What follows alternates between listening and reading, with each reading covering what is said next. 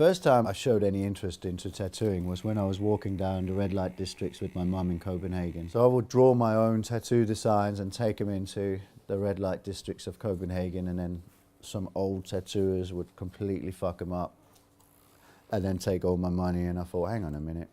And then I'd draw the designs for my mates, and then they'll go to the same old guy and he would fuck that up and he would take the money. I thought, I seem to be doing all the work here and he seems to be getting all the money. There's something wrong with this situation.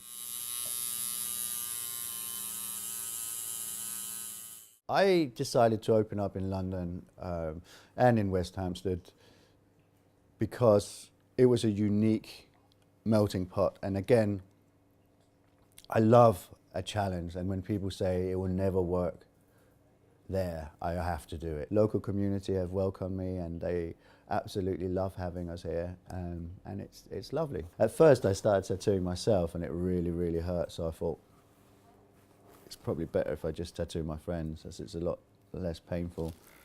And then I got the money, and that made much more sense to me. I come from a graffiti background. I have never had an art class in my life. I've never had 1 hour of tuition ever. So the only school I came from was painting graffiti on trains, and that's where I learned what colours go together, what colours doesn't go together, and how to do characters. And I guess that basically I'm still painting trains, but just still doing the same thing, but just replace the trains with people. When I first came to tattooing, I tried to get an apprenticeship, which was absolutely impossible. As a matter of fact, I'm not going to name him, but one of my biggest heroes in tattooing totally broke my heart. I was only 17, and I went to his shop to show him my portfolio, and he actually said to me, if I don't get out of the shop quick, now he would split my nose in half. So I taught myself. I built my own tattoo machine, and I taught myself. It took me 10 years maybe to get as far as the kids get. You know, the kids who are apprentices under me will learn the same in 2 years that it took me 10 years to learn, because I didn't have someone to tell me that's wrong. I didn't have someone to say, you know what, if you try and do this way, it works a lot better, or you know, that's great, but if you do it this way, it will work a lot faster, or whatever. The main thing that we're looking for when people want apprenticeships is originality. What's recently been added by young people is photorealism. There seems to have been a big influx of people with art degrees going into the tattoo industry. People are great artists who are entering into the industry. So they're already amazing as they get into tattooing, and that's really moved tattooing forward in leaps and bounds. You've got to ask yourself, what can you do for tattooing? What can you give to this industry that isn't already there? Why should someone get tattooed by you, and why should we take you on? And then come up with some original stuff.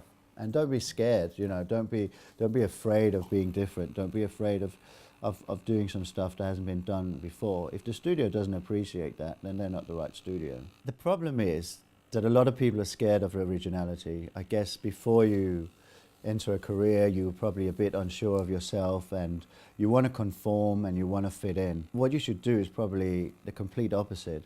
I think any creative industry is always looking for new ideas. What we do well, and we don't need someone else to do it.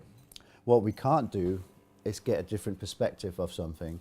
So when someone comes from the outside, they quite generally have a different perspective on the same subject, and therefore can come up with an original either solution or idea.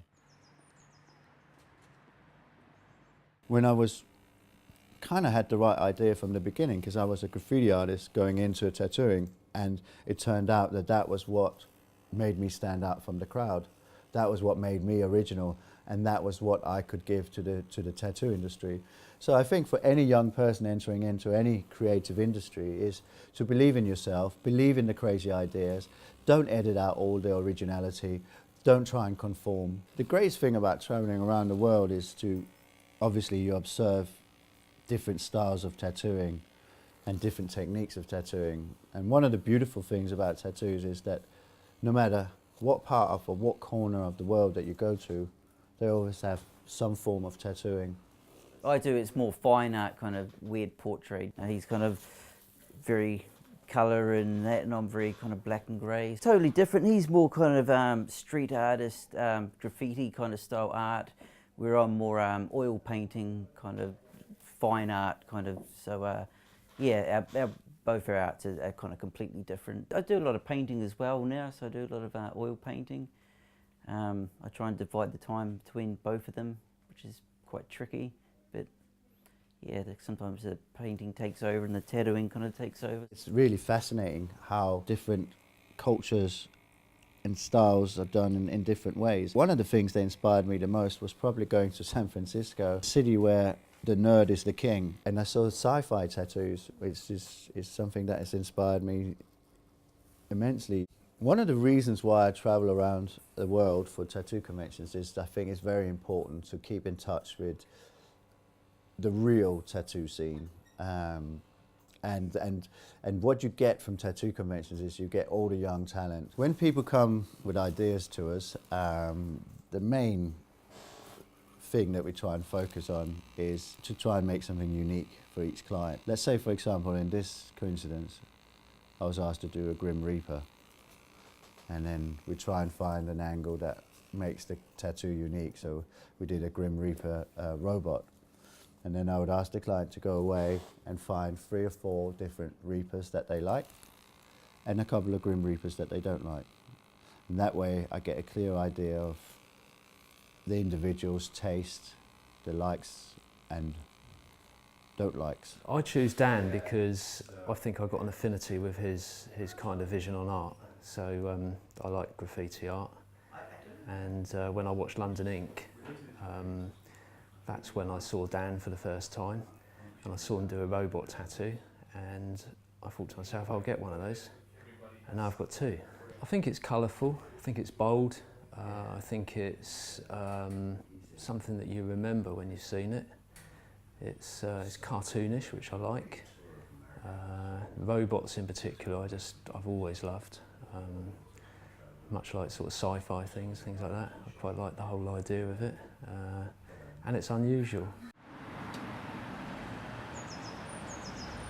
When I started out, I couldn't get into nightclubs because I had tattoos.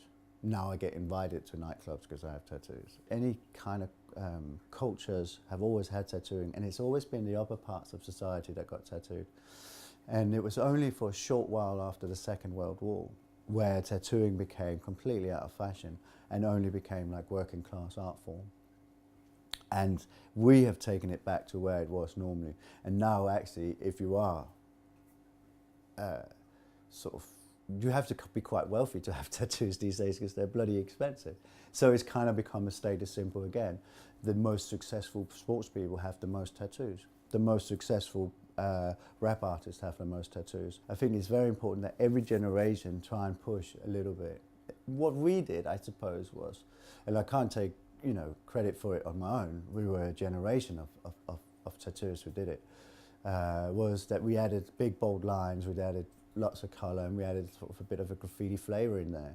So we kind of moved the designs out of the dark ages and into a modern world. We introduced highlights and chrome effects, and basically we took the culture that we came from, which was comic books and graffiti, and just put it on the skin.